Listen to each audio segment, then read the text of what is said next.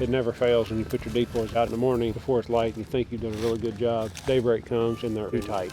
I'll set my perimeter first. That way I know that I'm 60 yards from the blind, 70 yards from the blind. That gives me my outer limit. Then I fill in. It makes it appear bigger from the air, makes it appear that there's more. You get them bunched in tight. You know, these birds up in the air, it looks like a really small group, may not be attractive to them. Yeah. And sometimes I'll be out here and I'll end up pulling every one of them up and covering up with grass and then hunting. You know, if there's too much movement in them, and you can't have too much movement, that'll flare them. We usually have a light breeze. They're moving just a little bit. Yeah, they'll move a little bit. And you don't ever want them turning facing the same direction because that's how they act when they see something that's threatening. Yeah. You know, if they see a coyote walking across the field, they're all going to turn and face that direction. Yeah. Well, from the air, that tells other birds something's wrong. They're completely non-alarmed, just feeding, doing their thing. Yeah, and you always want more feeders than you do sentries, just like goose decoys. Yeah. All right, let's go move truck. All right, that sounds good.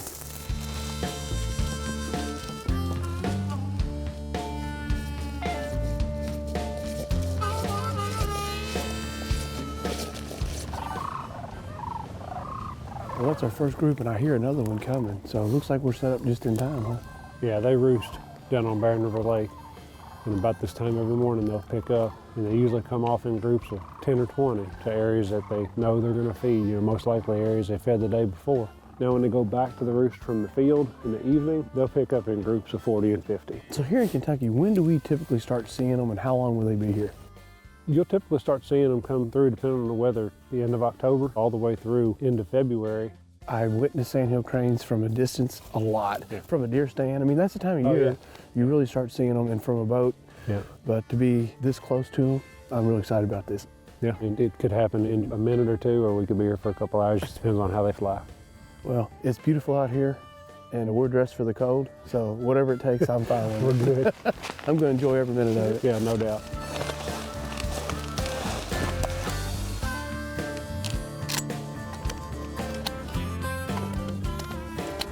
We've already seen our first group of birds. It could happen any time now. Right. The birds that we're going to be paying attention to are going to be coming from in front of us. Okay. Those are the ones that are going to give us some play right over the blind, and that's what we're after. There's several groups out right now making their way.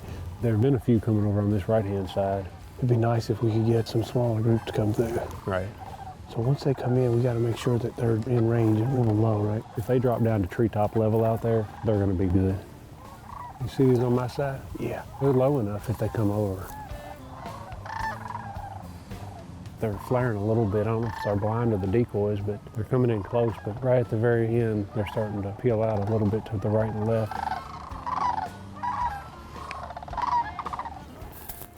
There's a few right there. Here we go. There's about 15 in there.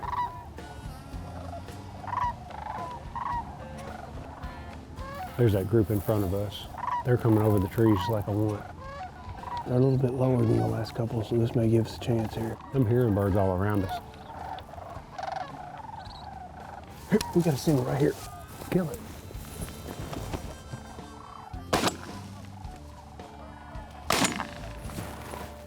Here we go. Nice shot. Bird down. Good job. First crane ever. I love it. That was awesome. All right, so we need to sit down, get ready. Yeah, get back down because they're liable to come in from anywhere again. I didn't even see that bird. That was great. That is really awesome. It's so exciting when those things come through like that. So many birds, and all of a sudden, they can come from anywhere. They can. I mean, you got thousands of birds coming from this way, but so many have made their way behind us, and they kind of just circle and fly around. You don't know. You're expecting them to come from the front, but luckily you saw that one in the back. I hear some behind us right now. We're gonna have plenty more chances, it looks like. Yeah. Here they come, so I'm loaded up and ready to go again. The thing you gotta watch out for now is you're like one more bird. Yeah. So you gotta be really careful. Shooting a single is great, but if these birds come in 10 or 15s like they have been, you know, be careful on that next shot. I'm gonna make sure that they're not going that fast, and I either take that first bird or that the very last The one. last one, but there's more coming over the trees right now.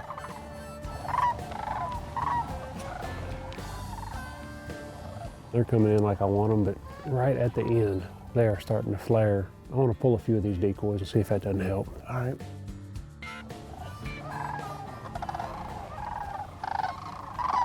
These birds here, they look good right now. This may be it right here. They're going to be a little higher than that last one, so you may have to lead this bird just a little bit. All right. Get ready. They're going to do it.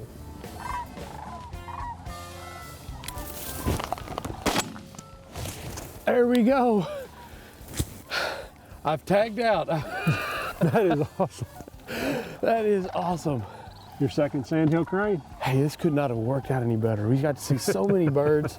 Had 2 birds fly right over us here. That worked out great. It did, and they're still flying all over.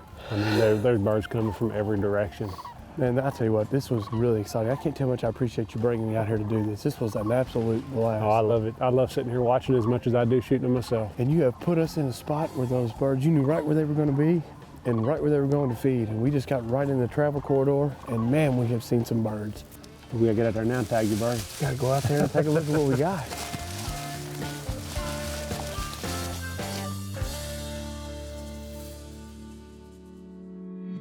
So here we go. What a beautiful bird. And this one has what I would call little red on top. Right. An adult bird will have no feathers on its head, and it'll be this red skin all the way to the back of its head. I'm gonna mark little or no red. Correct. It's gonna ask if it has a leg band. There's no existing bands on this bird, so that's Okay. gonna be no. No. All right, the next process is when you apply, you get a band, and this gets attached to the leg of the To the bird. leg. All right, But you'll need that number there, the All right. 2039. 2039. Of course, I'll let you do the honors. All right. When you tag a crane, you come up here above this knuckle right here, and you'll want to wrap it twice, and then lock it in. There you go. Once it's locked, right? Once it's locked, it's locked. You'll feel it click when you get it in there. So Brett, an interesting thing on this Sandhill crane hunting is that you put in for the lottery, and if you're drawn, you're actually sent a link where you go and have to take a test that shows me exactly how these birds look in flight, how they look juvenile, and the reason that is for what? There's a concern that hunters will mistake a sandhill crane for a whooping crane or a great blue heron, so the test has questions to make sure that you can identify the difference. There's a lot of shoot, don't shoot questions. You may have a scenario where you can't tell what color a bird is. It's flying in, but you can't tell what color it is. Well, if you can't tell what color it is, you need to be careful and not shoot that bird, because it could be a whooping crane.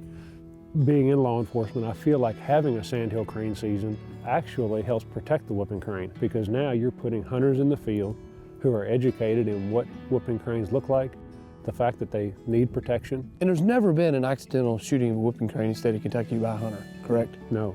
Well, we're gonna get this bird picked up. The only thing I gotta make sure I do before I process this bird, or before midnight, I have to telecheck and put my telecheck confirmation number on here. That's it. But we, at this point in time, we're gonna go check our other bird out. Yeah, let's go get it. All right.